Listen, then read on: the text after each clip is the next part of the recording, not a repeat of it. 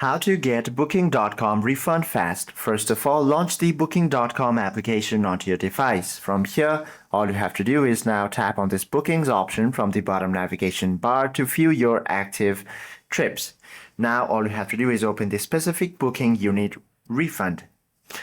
Now, choose and cancel booking and select your reason for cancellation. If you are within the free cancellation window, the system will state that your cancellation fee is $0 or zero currency.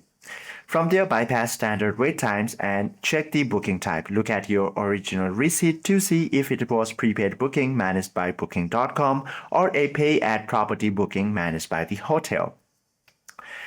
Now, if you have done prepaid bookings, Booking.com will process these funds automatically within 7 to 10 business days, depending on your bank. And if the hotel charged a deposit directly at the property, Booking.com cannot issue the refund, so you must contact the property directly to request an immediate manual reverse on their payment terminal. Hope this video helps you out a lot. If you have any questions or queries, do comment down below.